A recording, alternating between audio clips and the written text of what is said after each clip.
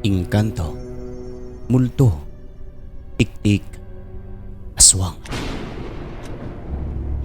Mga karanasang hango sa tunay na buhay, mga kaganapan na mayroong basihan. Bago ko simulan ang kwento, ay dalangin ko sa Panginoon, bigyan tayo ng proteksyon, lakas, at yakapin ang mga taong nagdurusa. In nomine Jesu Christi. Amen.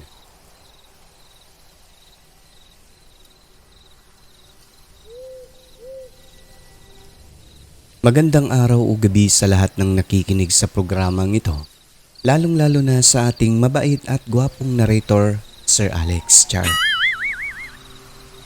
Ako muli si Inday, nagbabalik upang magbahagi ng maiikling kwento ng mga kapatid ko ukol sa mga naging karanasan nila sa aswang. Ang iba rito ay medyo nakakatawa, pero lahat po ng yan ay base sa tunay na pangyayari. Subalit bago yun, shoutout kay German Marasigan dahil laging nagtatanong kung naasaan na ang bago kong kwento. Eto na sir, mga karanasan ng aking kapatid. Maiikling kwento lang, ngunit sa maniwala kayo o hindi lahat po ng yan, lahat ng binabahagi ko rito ay hango sa tunay na buhay. Totoo pong karanasan nila at nagdulot ng takot ng mga panahong mangyari. Kaya kahit matagal na yon, sariwa pa rin talaga sa mga alaala. Unahin natin ang karanasan ng kapatid kong lalaki na si Dudes. Nangyari ito 8 taong gulang pa lang siya at ang edad niya ngayon ay 35 years old na, medyo matagal-tagal na talaga.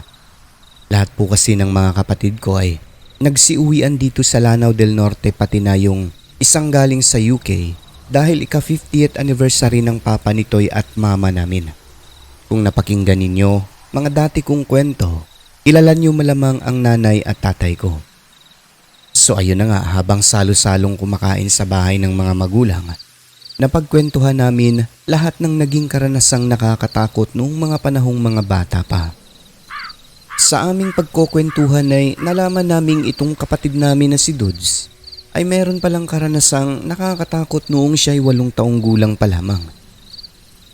Base sa kwento, minsan mag-aalas 6 ng hapon, bumili ang nanay namin ng uulamin sa palengke at iniwan muna sa kanya yung bunso naming kapatid.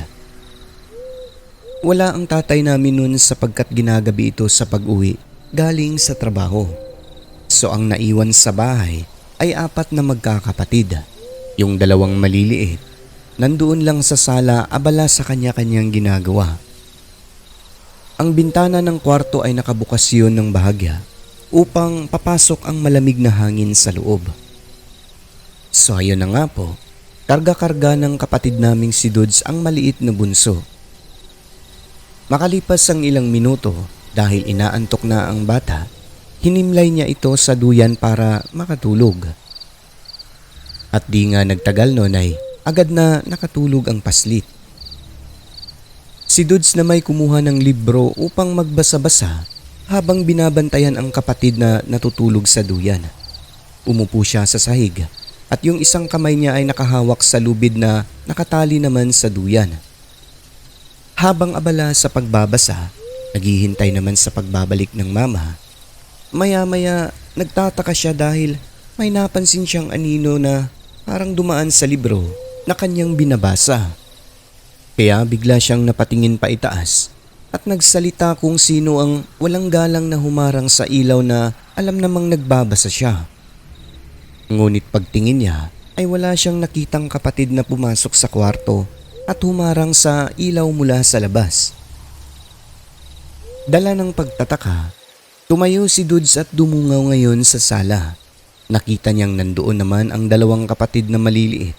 Abalang naglalaro kaya napakamot siya sa ulo kung saan galing at kung sino ang aninong tumapat sa kanyang libro.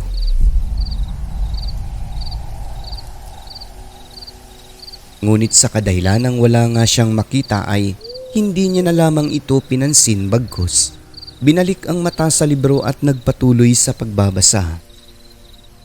Ilang sandali pa, May anino na namang humarang sa kanyang libro pero nang mga pagkakataon na yun ay napansin niyang parang ulo lang ito.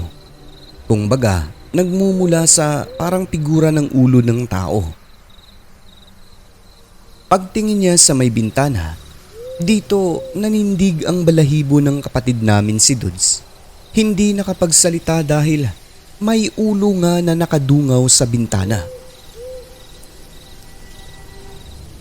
Labis ang takot niya sapagkat nagbabaga ang mapupulang mata nito na nakatitig pa sa bunso naming kapatid na nooy. Mahimbing ang pagkakatulog. Kaya napatayo siyang bigla sabay kinuha at kinarga ang bunso mula sa duyan. Na kahit tulog ito ay tinakbo niya talaga palabas ng kwarto papunta sa sala. Yung ulong nakadungaw, pagkatayo niya ay bigla rin daw po itong naglaho na parang paupong nagkubli.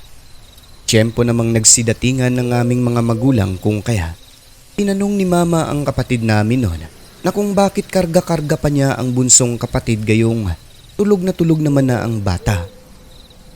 Hindi sumagot si Dudes, hindi nakapagsalita, hindi niya sinabi sa mga magulang ang nangyari sa takot na baka pag ginawa niya iyon ay kukunin ng aswang ang kapatid naming paslit. Kaya tumahimik lang daw siya, sabi niya, at hindi talaga sinabi nung una ang nasilay sa bintana. Pero kalaunan, nang magkwento siya sa mga magulang, ang sabi nila mama, aswang daw ang nakita ni Dudes sa bintana. Mabuti na lang daw at napansin niya ito, agad na kinuha ang bata, dahil kung hindi ay maaaring natangay na yung kapatid naming bunso na maaaring hindi niya rin mamalayan. Pero buti na lang, hindi naman po nangyari yung ganon. Wala silang ibang pinaghihinalaan kundi si Manang Nora na isang bantog na aswang sa baryo namin. Kung natatandaan nyo sa dati kong kwento, siya talaga ang duda nila sapagkat wala naman pong ibang aswang sa baryo nung time na yon.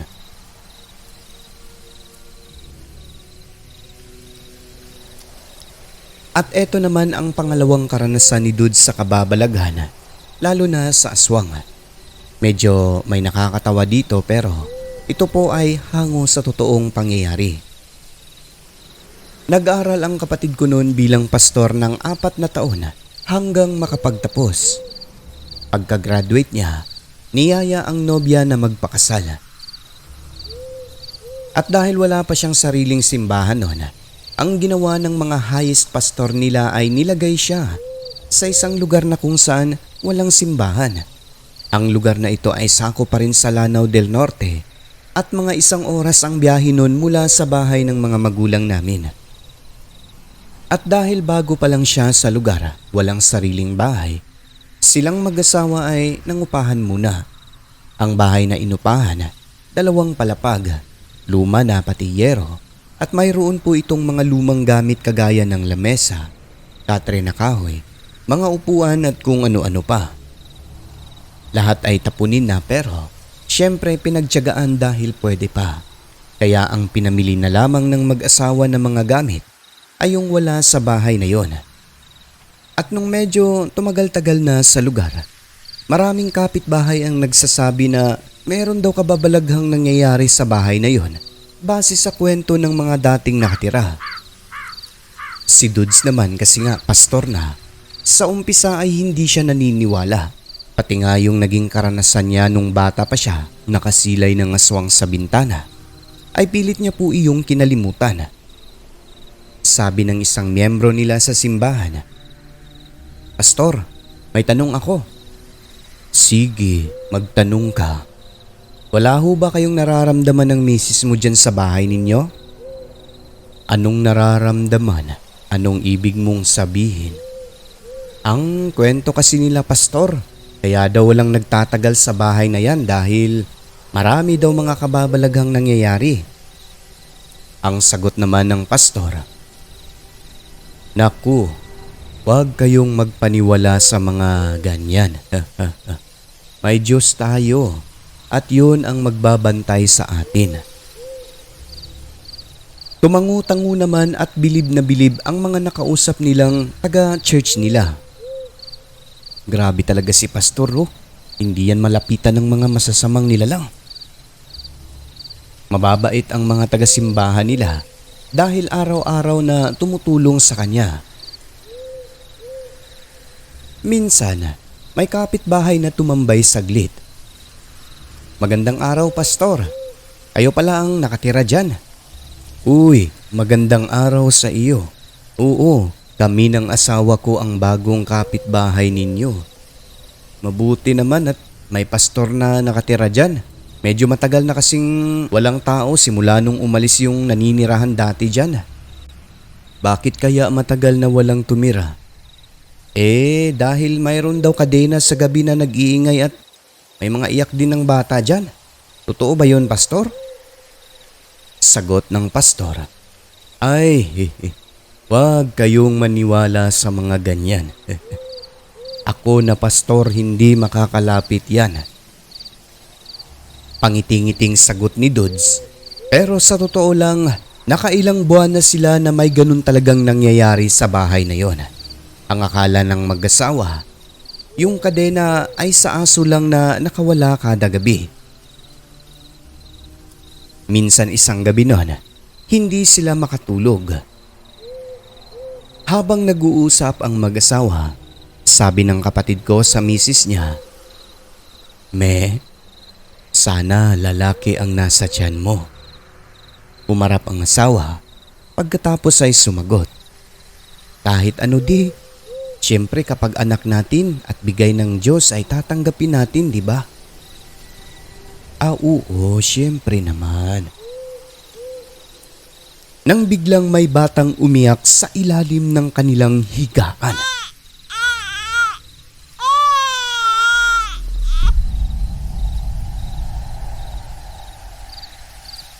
Nagkatinginan ang dalawa at napatanong sa isa't isa. "Narinig mo yun, Me?" "Oo, iyak ng bata. Parang sa ilalim ng katre natin." "Bakit may bata dyan? Wala pa tayong anak, ah." Nanlalaki ang mata nila sapagkat medyo matagal daw ang iyak ng bata kaya nahintakutan ang dalawa. Di, silipin mo, Me." Ikaw lang di. Pastor ka naman eh." "Ikaw lang, Me." Nagtutulakan ang dalawa hanggang sa magkasundo ang mga ito na sabay silang sisilip sa silong ng katre. Sige na nga. Pagbilang ng 3, pagyuko ng mga ito, wala naman silang nakita. Pagkatapos yung iyak ay bigla rin pong nawala. Matapos noon, nakatulog naman po sila ng maayos. Sa bawat pagdaan ng gabi sa bahay na yon, nagpaparinig o umiiyak ang bata sa ilalim ng higaan. Dumating sa punto na halos hindi na talaga sila makatulog ng maayos sapagkat maingay daw talaga yung iyak na yon. Ang ginawa nila sa katre, binigay sa iba. Sa'yo na yan. Marami kami katre." "Talaga, Pastor?" "Oo. Total mabait ka naman dito sa simbahan. Sa'yo na yan, katre." "Salamat, Pastor, ha. Malaking bagay to kasi wala kaming katre." "Walang anuman." Nang wala na ang higaan nila na yon, nawala rin po yung iyak ng bata. Siguro wala ng silong, wala ng pagpwestuhan, kaya umalis na. Maaari ring sumama sa katre at yung binigyan niya naman ang hindi makatulog sa gabi. Buntis na ang misis ni Pastor noon. Akala nila tapos na ang lahat ng takot at kababalaghang nagaganap sa bahay na yon. Ngunit nang dumaan ng ilang buwan, kung kailan 5 buwan na ang tiyan ng buntis, palagi naman silang nakakarinig ng ingay sa bubungan. Sa umpisa, naisip nilang mga pusa lang dahil kung minsan naririnig nila ang ngiyaw at parang mga nagkakalmutan sa bubong. Hanggang sa isang gabi noon, Nang marinig nila ang parang hangos o ungol, medyo nagduda na ang mag-asawa kung kaya. Nagtanong sila sa kapitbahay kung ano pa raw ang mga nararamdaman ng mga dating nakatira sa bahay na kanilang tinitirhan. Ang sagot ng mga ito, Di ba pastor ka? Di ka naman naniniwala sa mga ganyan, sabi mo, di ba? Hindi. Maniniwala naman ako kung totoo ang sabi ng tao, siyempre. Ako, Tor. Alam mo ba yung bahay na yan? Ako, matagal na akong nakatira dito, simula bata pa. Ilang taon na ako ngayon, 80. Hindi lang iyak ng bata at kadena ang maririnig mo dyan. Totoo, hindi. Oo, aaminin ko Manong. Totoo, meron iyak ng bata dati tapos kadina. Ngayon wala naman, simula nung binigay ko Katri. Doon sa ilalim naglalagi yung batang umiiyak eh. Ganun ba? Ano pa ba nalalaman nyo?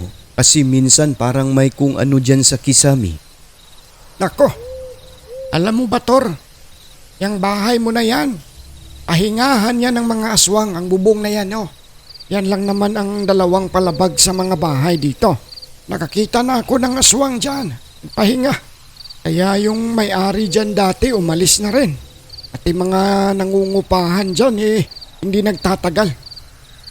Kayo nga lang yung medyo matagal na dyan Ay kung sabagay, pastor ka naman Pero sa tingin ko aswang yung gumagambala dyan sa inyo, sa bubong. Kasi buntis asawa mo, malaki na tiyan. Sa sinabi ng kapitbahay na matanda na medyo may pagkachismoso, nagkatinginan ang mag-asawa. Pagkatapos mag-usap ay agad nang umuwi ang dalawa. O di ba de? Sabi ko sa'yo, parang aswang yun eh. Oo nga me, kapani-paniwala naman ang sinabi ng matanda kahit wala na siyang mga ngipin. Totoo mga sinasabi niya. Wala silang kamalay-malay na sa gabing iyon ay makakaranas sila ng nakakapanindig balahibong pangyayari. Isang kaganapan na talaga namang hindi malilimutan ng mag-asawa. Kwento ng aking kapatid, lagi naman daw po silang nagdadasal bago matulog. Pero kung minsan nga naman, kahit pastor o alagad ng Diyos ang isang tao, meron pa rin talagang mga pagsubok. So ganun na nga po, nang gabi na yon, habang nasa kwarto ay bigla na lang parang may nagwasiwas sa bubungan at napakalakas nito na nakakapagtaka sapagkat wala namang hangin. Kaya pinakiramdaman ng pastor at ginising ang kanyang asawa. Me, gising ka muna dyan. Sagot ng babae. Bigat ng katawan ko, be. Me, gumising ka ba? Maingay oh, gumising ka muna. Parang nilalangkat naman yung atop natin. Medyo nairita na ang buntis kaya sabi nito, hindi ka ba nasanay? Lagi naman yan ganyan bubungan natin. Baka nga lang naghaharutan na naman yung mga pusa na yan. O kung aswang yan, hindi hayaan mo na. Di naman yan makapasok. Nang walang kung ano-ano, ay bigla na lang natuklap ang bubungan na yelo.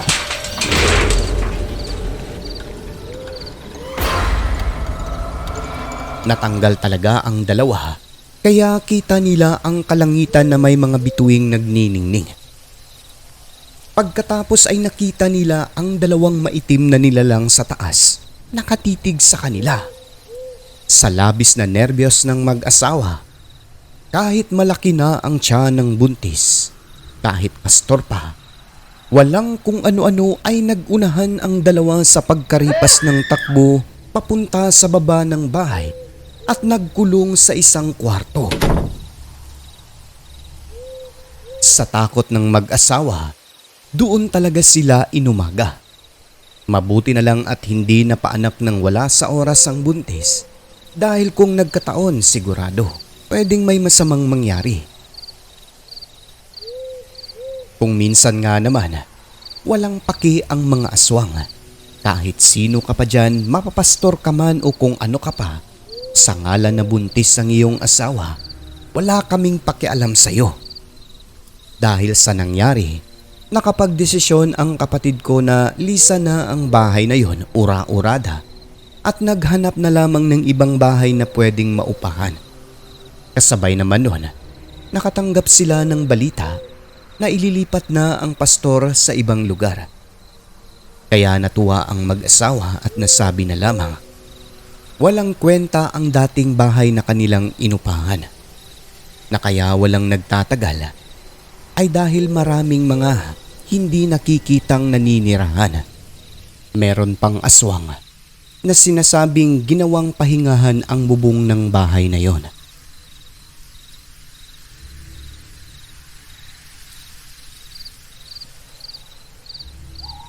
At eto naman po ay karanasan ng aking kapatid na babae na si Mona.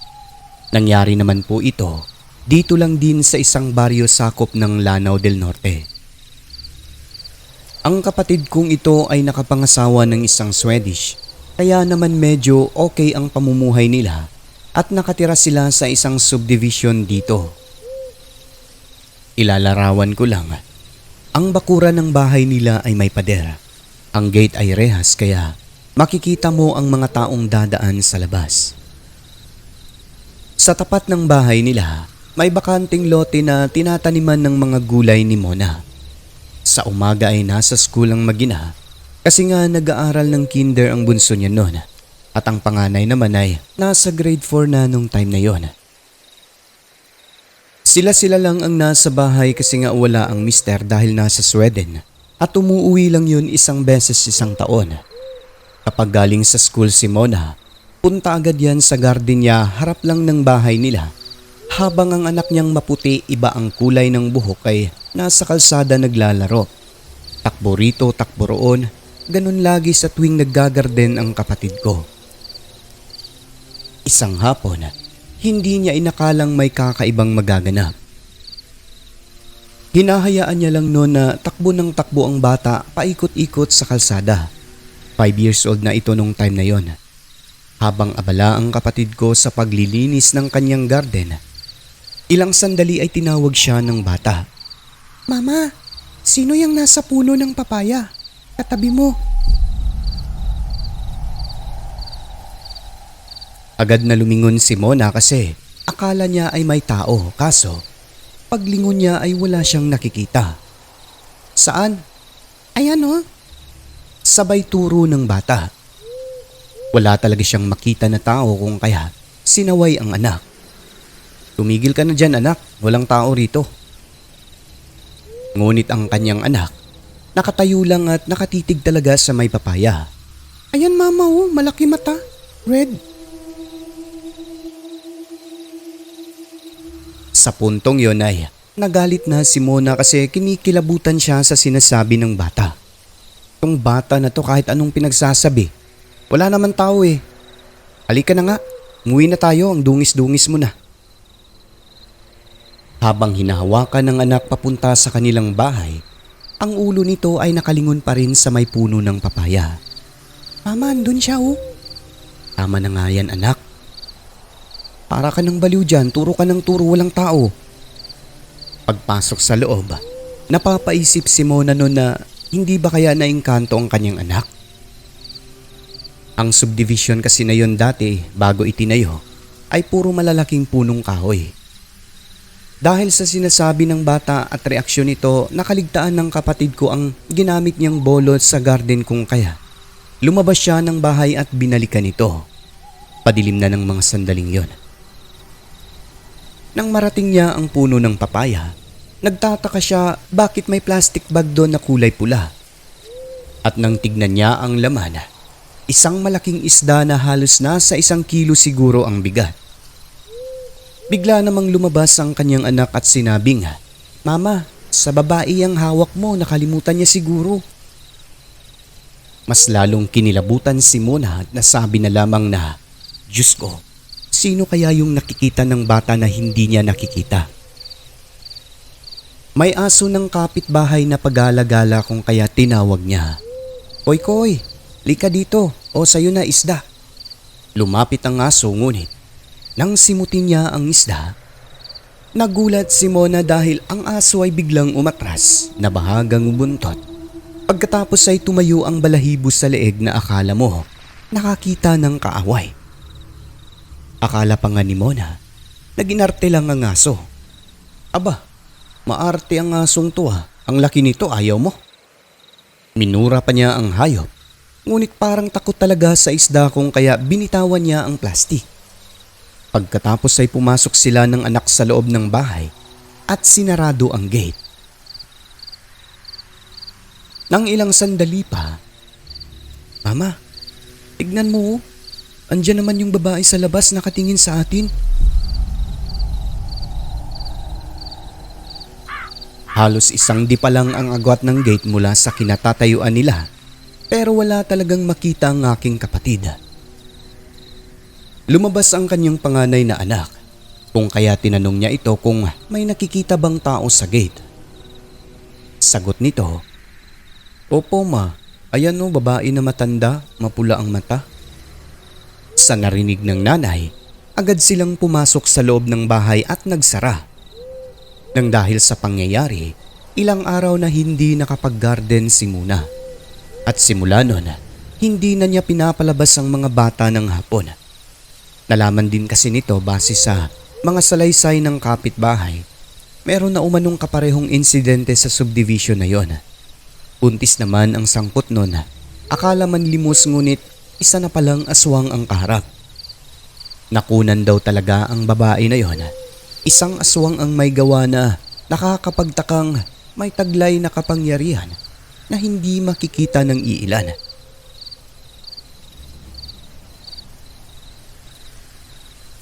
At eto naman po ang pinakahuling kwento.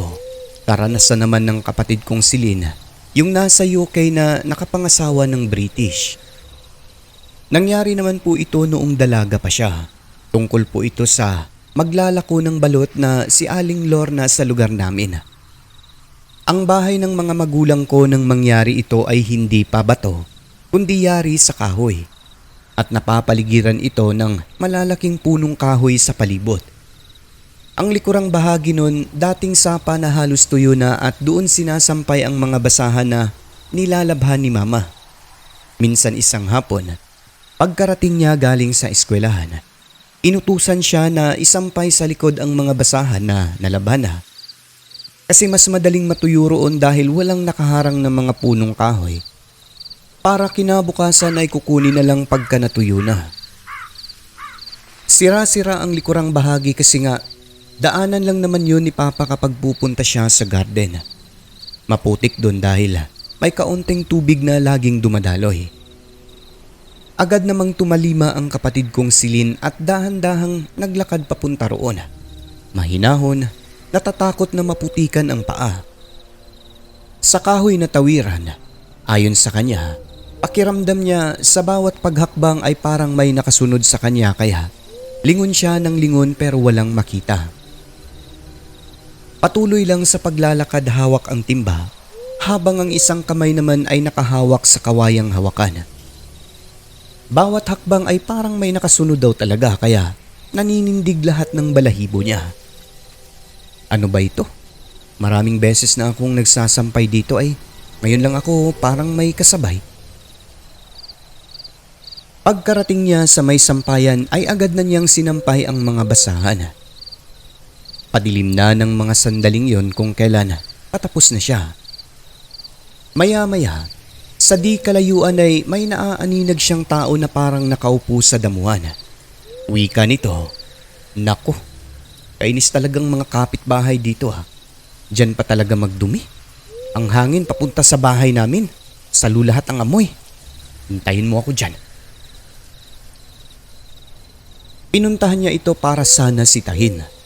Nang nasa malapit na siya, nanigas ang katawan ni Lynn at halos hindi makurap ang mata.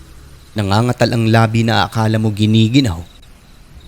Dahil ang nakita niya ay isang matandang nagtitinda ng balot. Nakatuwad ito at ang buhok ay nagsitayuan. At nang makita siya, nanlilisik ang mga mata kung kaya walang kung ano-ano. Kumaripas na si Lynn ng takbo ng walang lingon-lingon at walang salita-salita. na kung kanina'y padahan-dahan siya ingat na ingat sa kahoy na tawiran. Nang mga sandaling yon, sa labis na nerbiyos ay saputikan na siya sa likod ng bahay dumaan kaya ang resulta, halos maligo ng putik ang buong katawan na pati na bunganga ay nagkaitim-itim. At nung malapit na sa bahay, ay saka pa lamang ito nakasigaw ng mama papa, ay aswang. Alisto naman si papa kasi akala niya nun kung ano na nangyari kay Lynn pero nang tanungin ay tungkol lang naman pala sa matandang maglalako ng balot. Saad ni papa, ay matagal ko na yang alam na aswang. Diyan pala sinumpong si Aling Lorna na yan? Opo pa, nandun no nakatuwad. Nangingitim ang mukha, pulang-pula ang mata. Nananayo pa yung mga buhok niya. Ay hayaan mo na lang yan ay. Maglinis ka ng mukha mo, ikaw na para ka na ring aswang. Sinabi ni papa na hayaan na lang dahil patuwad-tuwad lang naman daw ang ginagawa ng matanda na yon kapag ka sinusumpong ng pagkaaswang. Kung hindi man lang nananakit ay wag na lang din pakialaman para walang problema. Baka raw kasi maraming kalahing aswang yon kaya mas mabuting hayaan na lang. Si Lorna naman namumutla dahil sa nakita. Akala niya'y tao lang na nagpaparaos ng tawag ng kalikasan. Yun pala, isa ng aswang na nakatuwad sa damuhan.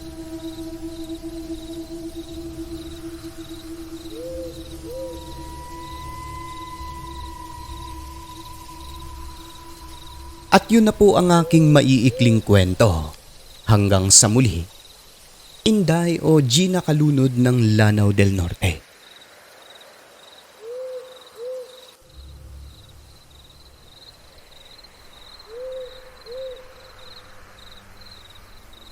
Ang mundong ating ginagalawan ay nababalot ng kaiwagaan na tanging ang Diyos lamang ang siyang may kasagutan. Ako po si Alex at ito ang Southern Mindanao Creepy Experience.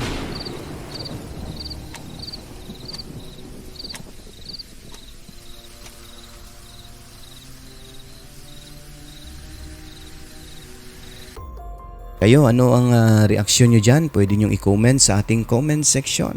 Ayan, so binabati natin unang-una ang mga members natin kasi ito yung na pinaka-priority sa shoutout. So, unang-una kay Alfer Nano, bagong kaibigan natin to, bagong member, no? Thank you, sir. Pangalawa kay Rose Kim na 11 months na, Rancid Horror Stories. Kay Mike na 26 months na, matagal na si Mike. Kay Susana Dorn, kay Samantha Cruz. Kay Cheng's Channel, 10 months member na. Kay Liam, bago din. Kay Darlene Kabatuan, 44 months member na. Ramonita Verdugo. Kay LCD Acosta, 41 months member na. Rosary Jayaranti, 2 months. Kay Esmeralda Jucares na 7 months member na. Jeffrey Bunyad, 18. Kay Junzel Alviola na 20 na, no? Kay Jim Samilia, 24. Kay Luis Elmido na 20 months member na, last but not the least. Kay Madam Christine Olzon na 44 months member na, no? Ayan. Thank you po sa inyong lahat. Mula noon hanggang ngayon, nandidiyan pa rin kayo at patuloy na sumusuporta sa ating programa. At syempre sa mga commentators natin last update, isang mabilisang shoutout lang po ito mga kaibigan. Binabati ko unang-una si Ramonita Verdugo at siya nga pala thank you ma'am sa pag-subscribe mo or pag-join sa membership badge sa ating SMCE compilation channel. Pangalawa kay user lang ang nakalagay, no skip ads Alex. Thank you po. Kay Leslie, kay Hazel Fiesta, kay Arlene Cool sa Beza at syempre kay user lang din po ang nakalagay, no R. Ay itong isa kay Ma'am Gina Kalunod ito, no? Kay Len TV, ayan, nabuhay na po ulit daw, bagong account. Kay Christy Harm ng Germany, Mary Jean Monte Claro, kay Heidi Gregorio, kay Maugdang Rubilyar, kay Jen Liam, kay Mary Asilar, kay Rexy Abergast, last but not the least, kay Madam Wilma Pascual. At sa lahat ng mga silent listeners ay welcome po kayo sa ating channel. Pumasok na po kayo at i-hit ang subscribe button. Siyempre, huwag kalimutan ang notification bell upang updated kayo sa mga bago at nakakasabik nating mga kwento. Muli mga kaibigan, maraming salamat po sa inyong lahat. Huwag kalimutang tumawag sa taas. I love you.